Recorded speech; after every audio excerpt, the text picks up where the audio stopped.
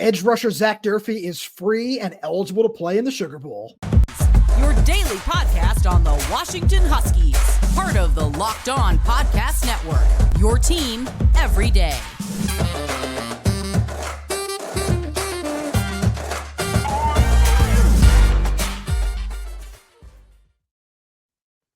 Welcome back to another edition of the Locked On Huskies podcast. I'm Rome Tomashoff. That's Lars Hanson. We write for Inside the Huskies of Fan Nation Sports Illustrated. You can check out all our written work over there, si.com/college/Washington. Thank you for making this your first watch or first listen of the day. Lars, I'm gonna do two things here. The first thing is I'm gonna give a little hint for the everydayers for next week. Our buddy Christian Capel, who will be joining us at some point next week on the show, broke some news this morning that edge rusher Zack Durfee, who has had multiple appeals to get a waiver denied by the NCAA this season. Christian Capel broke the story this morning that he will be eligible to play in the bowl game.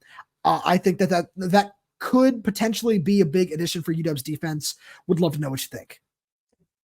Yeah, I mean, it's both unfortunate that he was only able to play these potentially 2 games this season, but he doesn't have a redshirt year anyway, so this was a washed year regardless. So this doesn't burn or accelerate the process where, hey, why would you play him in 2 games and lose a year of eligibility? It's like, well, you lost a year anyway, so it doesn't matter. So from that perspective, it's unfortunate for Zach, but through it all, he does get the benefit of playing in arguably the 2 most important games potentially. Well, certainly the most important game right now on the schedule, and then potentially another one if Washington's able to beat Texas. So I think if you're Zach, and knowing what he's going to have to do next season and what the roles he's going to have to replace with Braylon Trice and ZTF gone to the NFL. I mean, Zion for sure, Braylon almost certainty. I mean, right? Like technically he does have a year, right? But so I don't want to speak for Braylon, but I'm pretty confident in saying Braylon Trice is going to the NFL. So yeah, now you're looking at the edge depth next season. Yes, Lance Holtzclaw has done he's got 1 shot, 1 kill with a sack this season, and he's played a number of games. So they have a number of bodies, but I think having Durfee makes it a little easier to go into the offseason knowing that he's played a couple of games or even 1 game, right? Let's say he has 20 snaps against Texas, right? That's still 20 more snaps in a college football playoff that he can lean on going into the offseason versus, hey, I was a scout team guy the entire year. Right. And from all reports, sounds like he's doing an incredible job on the scout team too. But I think that the biggest thing here is, and what I'm most interested to see him in is in that turbo package that William Inge called it, where that's something you and I saw a lot of in spring and fall camp, where he lined up in the role that Jacob Lane has been playing, the true freshman defensive end, where he's had to move inside and play one of those defensive tackle spots, where originally that was done by Zack Durfee. And you and I, when we kind of did think that he was going to be cleared, that he was going to be a really, really big part of this defensive line. And and you can only do so much, right? You have to kind of adjust to whatever is going on from the coach's standpoint. But Durfee was projected to be a really important, just situational pass rusher at the very worst, just from just from what we were able to see at practices over the course of especially the fall. And not being able to have him was tough because it forced, Sakai Salafoa to play more pass rush snaps, even though he's been a little bit better as an edge setting run defender. Biletnikoff's been really, really good. I'm not going to take anything away from him. And then it kind of almost in a way forced Jacob Lane to burn his red shirt, where not being able to have Zack Durfee in some of those spots. And it's all credit to Jacob Lane. I'm not taking anything away from him there either when you talk about that, because he's been really, really productive. But not having Durfee, it kind of always felt like a hole on the edge for this defensive line, and getting him back. And even if he does play, let's say 10 snaps, that it still feels like that guy can make an impact in this game in some way, shape, or form. No doubt. I mean, I think the other thing to consider with Zach is he could probably play on special teams too. Depending on maybe not a missile, but if you look at him, he's athletic enough to where it's like, wow, he's an edge rusher, but he kind of runs like a linebacker, right? Like an athletic linebacker, not a clunky linebacker, to be clear. To where there's a number of different things you can do with him. And I think also him kind of just getting that confidence that you mentioned, right? Just knowing, hey, this wasn't a fully wasted year, right? It's like, hey, it's kind of like Will Haskell, where he knew coming into the season at quarterback, hey, I'm not playing this year. I'm going to be on scout team. I'm going to build my future here and potentially set myself up for next year. That's also in a way what Durfee did. But the expectation coming into the season for Washington and for Zach was, hey, I'm going to have 2 years at Washington, 2 full years at Washington. Maybe I don't start every game. I think it's fair to say Durfee, as long as he stayed healthy, would have probably played in every game. Yes. Like, now how many snaps and then how and all that, different discussion. TBD. Yeah. But I certainly think he would have played a significant role in this defense. And maybe the pass rush is a little bit better with him. I mean, it still was pretty fine. It's fine, right? Braylon Trice being held in triple team on every case. Not too much you can do about that. But I think maybe spells Zion a little bit more and things like that. Maybe free Zion to play up the middle, right? There's a number, and even spells Braylon Trice a little bit, because that's something that coaches talked about, where he had to play so much this season, and a lot of that felt like, and because I feel like people might turn this into a discussion of, oh well, why were you banking so much on Zack Durfee? It's, well, I mean, this is a little bit of an unexpected situation too. Yeah, well, but also. To answer that question, I'm not saying it's your question, but to answer that question of why are you leaning on Zack Durfee? Well, he's not. God, how do I phrase this correctly? Because I don't want to take shots at kids right now. But you didn't take him as a transfer portal guy to have him sit on the bench. There's a couple of guys that ended up being transfer portal guys that did not play a significant role this year. A couple on defense, a couple on offense. Really, one specifically on defense and one specifically on offense. I think you can probably figure out who those two players are. One at running back and one at cornerback. But with that being said, that's not maybe necessarily a fault of the players. It's just, hey, we want to build up the depth, right, for next year and the year to come, right? Whereas Durfee was one where, hey, we're kind of a little thinner on the edges. We have some young guys that we like, but we like to bring this veteran guy who blew up at Sioux Falls last year and see what he can do at a Power 5 level. Now you only get 1 year of that. So if you're Washington, there was a bunch of schools also, let's be fair, that went after Zack Durfee, right? So it wasn't like Washington was his only option. It wasn't like,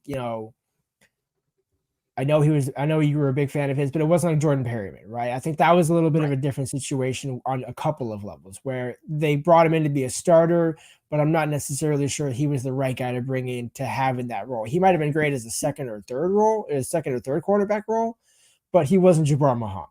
Even in fall camp, when he looked good in fall camp, no doubt, right? And then the injury, without question, kind of changed a lot of things for him. But I think if you look at Zach, he was an instant guy. He was a guy where there's no way he doesn't come in and at least have some success, right? Maybe he has 3 sacks, but that's still 3 more than they don't have right now, right? From other players, right? So there's a reason why they weren't banking on him. They weren't saying, oh, hey, this is our starting edge rusher, but he would have been in the 2 deeps. And I don't think most schools aren't taking guys in the portal just to take a body. Like, hey, this Texas defensive back, he played at Texas, let's take him. It's like he played 10 games in 4 years there. Why are you taking him? It's like, because he's a Texas defensive back. We want that brand recognition. It's like most schools that are doing that aren't playing in a New Year's Six Bowl. Let's be very clear about that.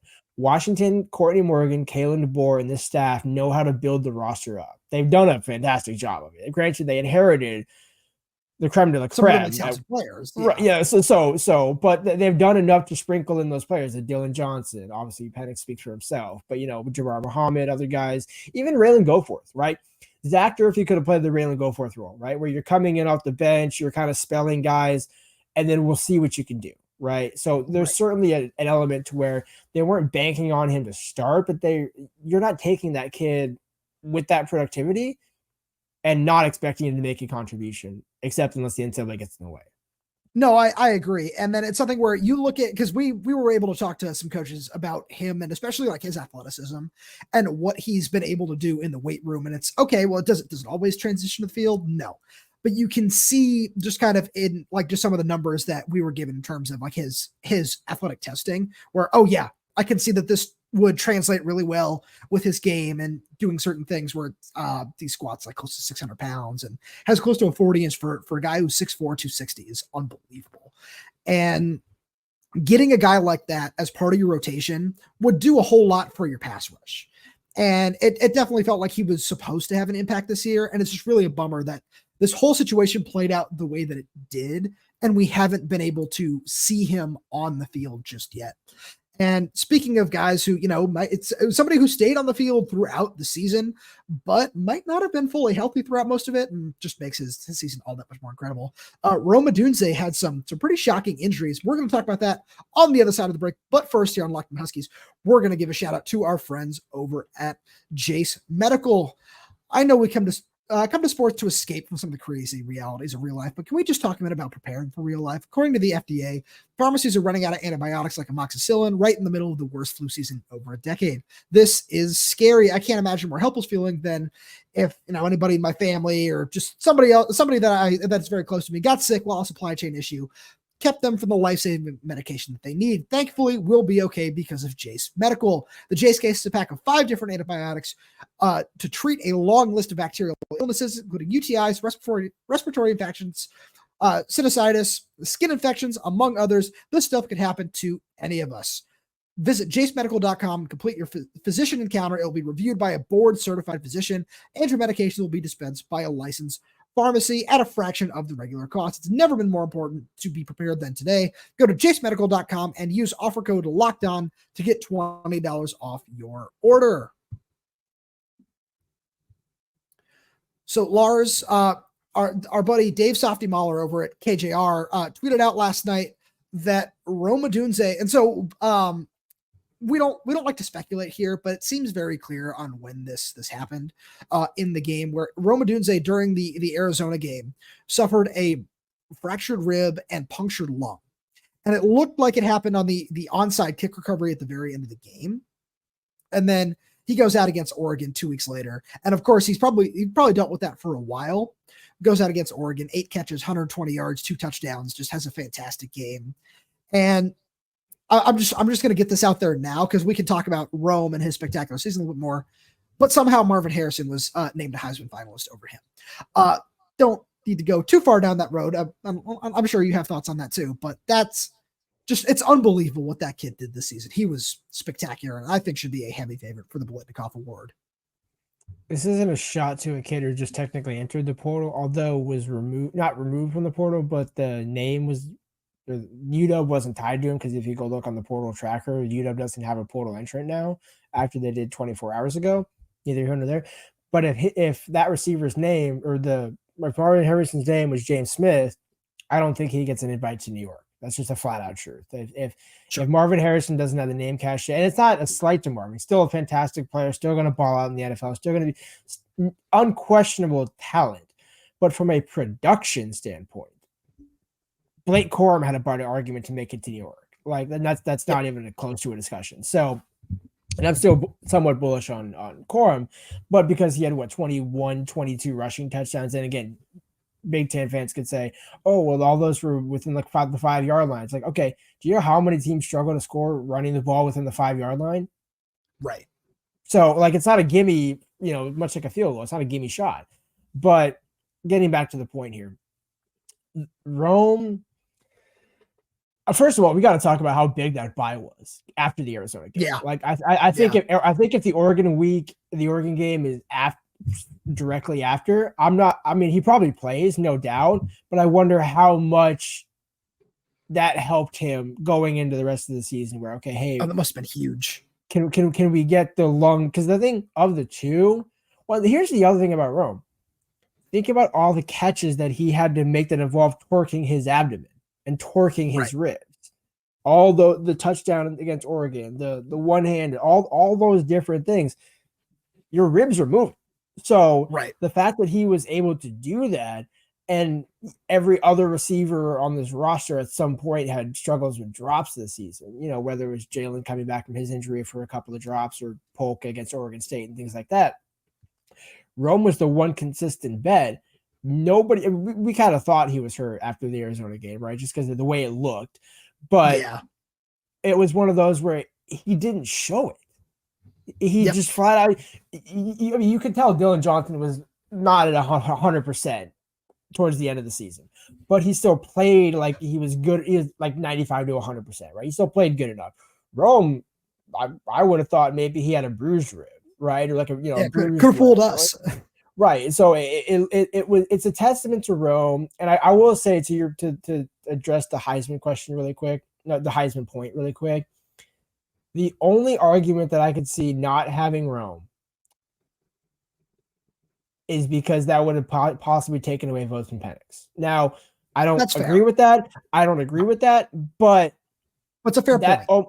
But it almost makes more sense. Hey, Penix will probably get more first or second place votes than both. I mean, that's the hard part is Penix doesn't have the dynamic ability that Jaden Daniels and Bo Nix have, but he did it against better competition. Like Bo the Heisman should come down to Bo Nix and Michael Penix. That's my personal opinion. We're not going to go down a Heisman segment right now, but I think that's probably, to your point, why Rome doesn't get invited is Penix gets more of the votes and Rome wins the Biletnikoff. I think that Harrison gets invited to New York. He won the Biletnikoff last year, correct? Yes. So gets invited to New York, doesn't win the Heisman. Rome wins the Biletnikoff. That's a win-win all around. No, I agree with you there, because then I remember after one of our games, we tweeted out a nice little graphic for Rome and whatever he'd done in said game, and I think it might have been the Washington State game, saying that, oh, this should be the Biletnikoff favorite. And somebody replied saying, well, Malik Neighbors exists. And it's the same argument that you make for Jaden Daniels, where it's not against the same schedule. Where Washington had a top 10 strength of schedule metric this year, according to ESPN. And if you want to go further down that road, kind of wild that, they don't get number one based on that, plus strength of record, plus a whole bunch of other things. But again, not going to do that. And I like your point about the Heisman and splitting votes there. But when it comes to the Biletnikoff Award, this is something that I think votes are already in. I know the Heisman voting is already done, but this is something that should definitely be taken in consideration if the votes are still open, where that's just an incredible fight, an incredible battle, where and one of the things that Softy put in his tweet was that he was not able to fly back with the team. He had to be driven from Tucson all the way back to Seattle. And he had a bye week, so I'm sure he went and stopped in Vegas for a couple of days to see his family, which makes it a little bit easier. But that doesn't take anything away from the injury that he was dealing with. And especially when you talk about that first performance, because Rome was fantastic all season long. But we saw him get to that Oregon game, and with some of the other struggles, with some of the injuries that we saw, just kind of from that point on, where we didn't see Jalen McMillan for part of that stretch, Rome Odunze was as consistent as he could possibly be from that point on. And to know that he was doing that with a fractured rib and a punctured lung just makes his season even more spectacular. Right, but also I don't think there's a chance that Rome could have driven back if they played Oregon the following week. I think that even more also so true. Just kind of hammers home that one, where it's like, hey, Rome Odunze is not available for Tuesday interviews. Why is that? Well, he's currently in Portland making his trip back from Tucson. It's like, wait, what? Right. Like, no, I mean, maybe who's driving him? Maybe they make that trip in 48 hours. Who knows? But the point being, I would be surprised if, and I think that's kind of why it all worked out, right? Where Rome's able to get healed up for a week, and then actually really 2 weeks, right? Because now you're thinking that once you get into the Oregon week, you still have 5 days leading up to the game. So I think the timing couldn't have worked out better. But yeah, it's a testament to Rome. I mean, Rome has kind of been that guy. Not that guy, but kind of just like he's been everything that we thought he was going to be this season for Washington to have the success, right? I remember our bold predictions before the season where I said Rome Odunze wins the Biletnikoff, and you were like, ooh, and I'm like, well, if Washington does what it's supposed to and they get to where they want to, certainly Penix is going to New York. So that's not it's bold, but it ain't that bold. The bolder one is who's doing the lifting, and that's Rome Odunze. Right. Every single week when Jalen was out, when Polk was out, when Giles Jackson went down, and Rome Odunze was drawing double and triple coverage and still making those catches. I mean, how do you not say that that's the best receiver in the country? And by the way, we could say what we want to about Michigan State. He went for 7 and 180, no touchdowns. But when you look at Malik Neighbors, Jaden Daniels, and when they played Grambling State and Georgia State and all that, it's like, okay, Washington played Tulsa, Boise State, and Michigan State in their non-conference. All of those were Right. And all of those are better than, I mean, now, yes, LSU had the FSU game, which, correct me if I'm which wrong, is big. They lost. Yep. So they lost that game. Now, here's the thing. If you win that game, this whole narrative changes. Right. This whole narrative changes because you're probably putting up big numbers and doing things like that. But hey, you have a signature win and all that. So I think, yeah, that's. I mean, yeah, so many things. So to kind of put a bow on this, I want to talk about when you talked about Rome Odunze for Biletnikoff in the preseason. The biggest drawback for me personally was that, and it has nothing to do with Rome, because Rome is a fantastic player. I think he's going to be a top 15 at worst pick in the next NFL draft. I could, that's why I said at worst. I can absolutely see him going in the top 10. It had so much to do with exactly the situation we find ourselves in, where Marvin Harrison is going to New York. And I love Marvin Harrison as a prospect. I think that he's going to be a fantastic NFL receiver as well. And mainly due to poor quarterback play for part of the season, Marvin Harrison did not have his best year.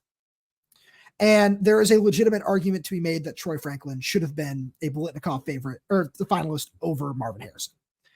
But that's not going to happen because of everything that Marvin Harrison just kind of is with that same thing, that name, that brand recognition. So it's tough to and if Marvin Harrison does win the Biletnikoff, it's going to come down to that same thing where it's Rome Odunze had a better season. Let's be 100% honest. Rome Odunze had a better year than Marvin Harrison did, but it's something that it hurt Christian McCaffrey. It's hurt so many players over the course of just the Pac-12 in general. It's people just don't care as much, which is so frustrating and not correct, but that's not a road we're going to go down. And instead we're going to have to switch. Oh no. Do you have something, please? No, I was going to say, I'm letting that Yellow Brick Road go. So we are going to be switching gears here and continue some awards talk because Kalen DeBoer was named a Coach of the Year finalist, and oh man, does he deserve that? But first, we're going to send a shout out to our good friends over at FanDuel, because as the weather gets colder, the NFL offers stay hot on FanDuel. Right now, new customers get $150 in bonus bets with any winning $5 moneyline bet. That's $150 if your team wins. If you've been thinking about joining FanDuel, there's no better time to get in on the action. The app is so easy to use. There's a wide range of betting options, including spreads, player props, over-unders, and more. So visit FanDuel.com/lockedon and kick off the NFL season. FanDuel is an official partner of the NFL. And again, just a reminder to everybody, Washington still 4.5-point underdogs in the Sugar Bowl on FanDuel. So just an interesting one to throw out there. And we like giving you guys money. All right, Lars. People get paid for this game, for the love of God. Take the money. Yeah, no. Yeah, please. Seriously. Lars, Kalen DeBoer, Coach of the Year finalist. We had this discussion after the Pac-12 championship game where we talked about how after covering the team in 2021, even though we saw how much talent was on that team and we saw everything that could have been, it felt like we don't know what kind of coach is going to come in here after the whole Jimmy Lake thing and what this is going to look like. Kalen DeBoer has, I almost think it's fair to say to call him a top 5 coach in the country at this point. Yeah. I mean, it's here.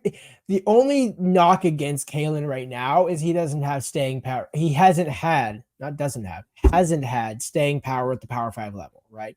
He's a multiple time lower division national champion, right? At Sioux Falls at the NAIA level back in the late 2000s. Right. With that being said, that gave him the blueprint for what he's done at Washington. Now, again, I'm not saying the blueprint's been the exact same, but there's a certain level of understanding that you have. And I got to give a shout out to Jerry Brewer for this, sports columnist at the Washington Post, formerly in Seattle, lives in Seattle. He had a great response to somebody on Twitter a couple of weeks ago where he said, the nuances that you learn as a head coach when you don't have the resources help you when you do have the resources. Tell me to a T that doesn't sound like Kalen DeBoer. Out of transparency, I don't remember if that response was about DeBoer in particular. I think it was just a general comment. I believe it was about Dan Lanning. right? Where at Dan Lanning, he had been at Alabama, been at Georgia, been at all these programs that had, all the resources that a coach would want. And that helps you get the players, right? And you need the players to win the games. But the idiosyncrasies of coaching and the nuances of coaching, you don't get that from only maybe at Alabama, right? Because of Nick Saban, and you have to defer to Nick Saban on that one, right? Because Saban has paved the way for so many coaches across the country. 100%.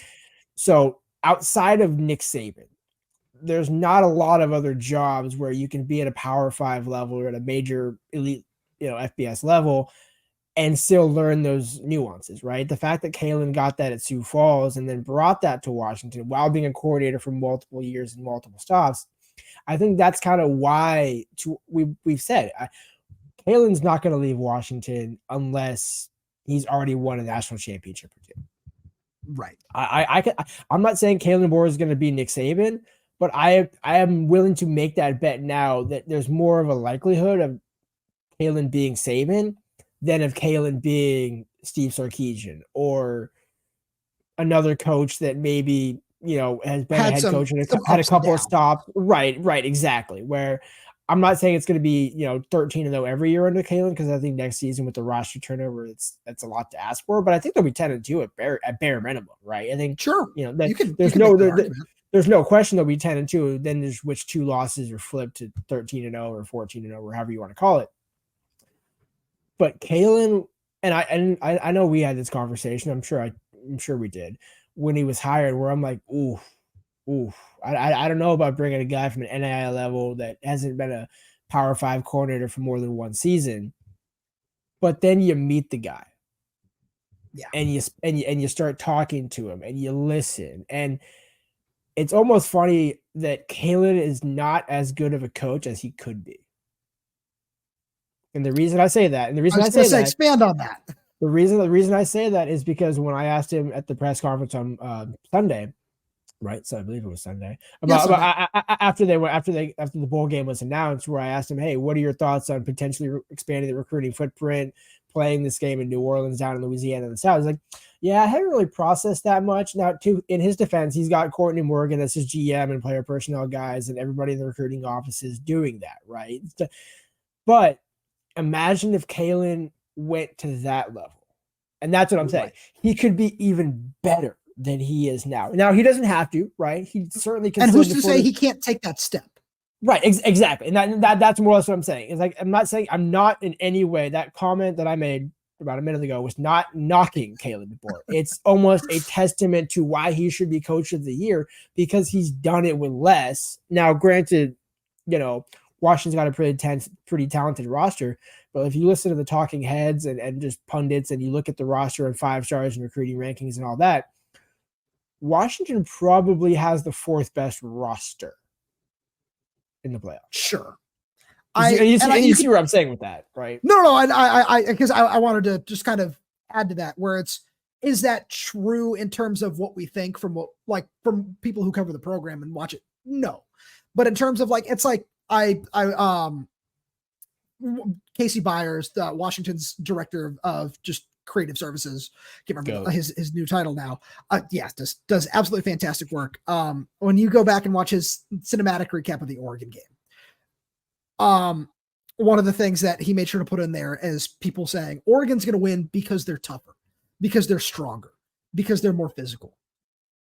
And Kalen just kind of, because this is Washington, because this is the West Coast, because of his background, it's, they can't do that. His teams can't do that, which is just so far from the truth. And it feels like when we have this conversation, it feels like it's going to come off as, these guys are biased because they watch this program, they cover this program. And to an extent, there's a nugget of truth in it. But it's when you listen to, I think one of the biggest examples that you can give to just kind of Kalen's credit and to what he's been able to build here, it's when you look at what Boo Corrigan was saying on the College Football Playoff Committee, just like after they announced their rankings week after week, Washington didn't really ever have that mention. It was like, oh yeah, Washington's there. Oh yeah, Washington's there. It's like, all right, well, so you're just kind of waiting for this team to lose. And were they playing in a certain point where it's, you can see the struggles? Yeah, Absolutely. You look at the Arizona State game. You look at the Wazoo game. It's like, oh yeah, they struggled. Sure. But to Kalen DeBoer's credit, he continued to find ways for his team to win week after week after week. And I think Nick Saban would tell you that's what winners do. That's what championship coaches do. Where Alabama's 12-1, Washington's 13-0. They both make the playoffs. But I think if Saban was in DeBoer's shoes, he'd be like, hey, wait a minute. We've played our schedule. We played tough teams. We went to East Lansing. Granted, yeah, I was in the whole Mel Tucker ordeal, and Harlan Bennett kind of took a stray on that one, giving up 713 yards, the most in Michigan State history in a single game. I don't put that on Harlan Bennett. He's a good dude. He's a great coach. I think anybody would have boat raced Michigan State that day.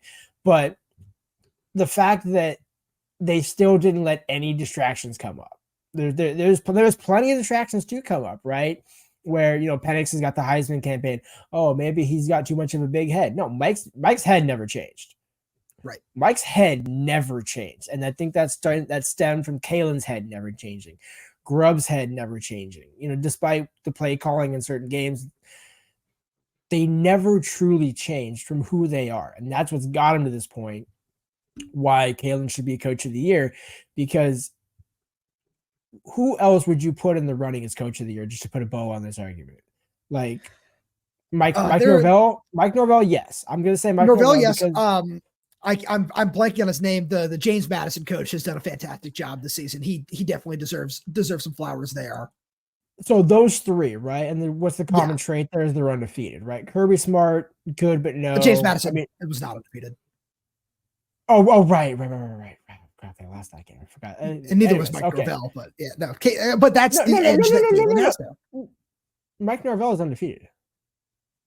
At undefeated. Duke? Mike Norvell, the Florida State head coach. Oh, sorry. I was thinking of Mike Elko. Mike Elko. Yeah, I was like, no, I know. I was like, wait a minute. I'm like, I heard for a day and a half a certain part of the segment in the southeast part of the country saying, how do you leave off an undefeated Power 5 champions? But yes, no, on me. No, yeah. So, no, you're all good. But if you put it between Norvell, DeBoer, and the James Madison coach, probably it goes in that order: DeBoer, Norvell, Mike Norvell, and the James Madison coach. Because yes, it's impressive, but I don't think anybody thought Washington would be what they are. Now, granted, some people could say the same thing about Florida State and the testament to playing through the Jordan Travis injury. But I mean, man, how do you can't, if it's between Norvell and DeBoer, you can't go wrong there. And I love DeBoer, but I also have, and this is coming from somebody who did not respect Florida State for the first month and a half of the year, as you well know. So like, I'm good with either of those candidates. If James Madison wins it, okay, I respect that too. And he's gonna. I think that he can do a good job building that program at Indiana too. No, but you're right. That's like if we give it to Steve, I don't know who the other candidates are, but like if you give it to Sarkisian or Saban or, I'm running out of options pretty quick here because like Brian Kelly, as much as Jane Daniels and someone getting thrown into the Heisman mix, if we throw Brian Kelly into that mix, I think we've just lost our respect for the sport. I totally understand your point there, Lars. As always, thank you so much for being here with us today. Thank you to all the everydayers for tuning in. We appreciate your support. It means the world to us. Make sure wherever you get this show, you make sure to subscribe, whether that's YouTube, Spotify, Apple Music, Amazon Music. We are there. We are everywhere. We're updating this page every single day with new content. So make sure you slap that subscribe button so you never miss an episode. Leave a like on the video. Leave us a 5-star review if you're audio only. Leave us a comment if you got any questions, comments, concerns, and we try to get back to as many of you as possibly can. Make sure you follow us on Twitter. Thank you so much for tuning in, and we will talk to you on Thursday.